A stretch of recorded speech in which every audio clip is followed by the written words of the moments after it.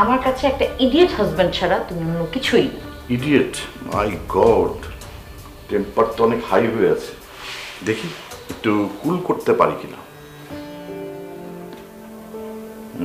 কিভাবে করব সেটাই ভাবছি।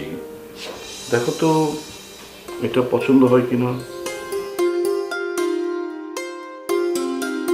ও মাই গড, এই এক্সপেন্সিভ!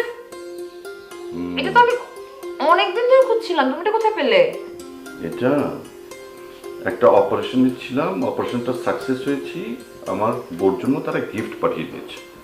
ও মাই গড, খুবই so expensive, so nice, thank you.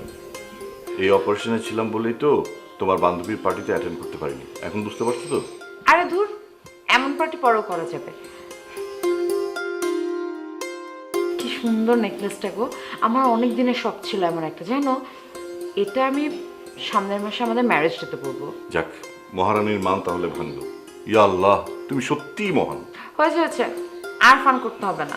ওহো, অপারেশনে ছিলাম তো, তখন আব্বা ফোন করেছিল, তাই ফোনটা অপারেশনে থাকার কারণে ধরতে পারিনি। আব্বার শরীরটা মনে হয় ভালো না। দাঁড়াও তো এখন একবার ফোন করে দেখি। এখন ফোন করার দরকার নেই, এত রাতে ফোন করে কি করবে? সবাই মনে হয় ঘুমিয়ে গেছে, পরে কথা বলে নিও। তুমি ফ্রেশ হয়ে নাও, আমি তোমার জন্য ডিনার রেডি করছি। পরে করব? অবশ্য অনেক রাত হয়ে গেছে। ঠিক আছে, ফ্রেশ হয়ে নিই, তারপর না হয় পরেই ফোন করবো। চলো। চল, কিন্তু অনেক সুন্দর।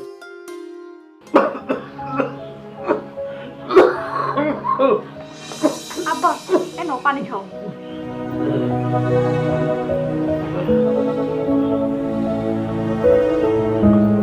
তোমাকে এত করে বললাম কাশিটা দিন দিন বাড়তেছে, ভালো একজন ডাক্তার দেখাও, কিন্তু না, আমার কোনো কথাই শোনে না।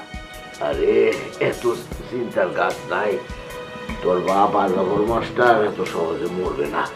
এটা কেমন কথা আব্বা? নিজের শরীরের প্রতি যত্ন নিলে কি হয়? ওষুধপত্র খাইতেছি তো, এমনি ঠিক হয়ে যাবে। এমনিতে ঠিক হলে এতদিন হয়ে যেত আব্বা, প্রায় 1 মাস হয়ে গেছে, তোমার কাশি তো কমে না। তুমি এক কাজ করো, ঢাকায় গিয়ে ভাইয়াকে সাথে করে নিয়ে ভালো একজন ডাক্তার দেখাও।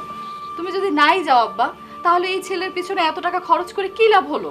এটা কি জাতীয় কথা? পিতা হিসাবে লাভের জন্য আমি আমার ছেলেকে পড়াশোনা করাইছি আমার নিজের দায়িত্ব থেকে। ভাইজানেরও তো তোমার প্রতি দায়িত্ব আছে আব্বা, তুমি কিন্তু এটা এড়াই যেতে পারো না। আচ্ছা এত কথা বলে কেন এই মেয়েটা? হ্যাঁ, আচ্ছা ঠিক আছে, যা, আমি ঢাকায় যাব, কিন্তু তাই বলে রুহুলরে ডিস্টার্ব করা চলবে না, ও ব্যস্ত মানুষ। কি বলতেছো আব্বা?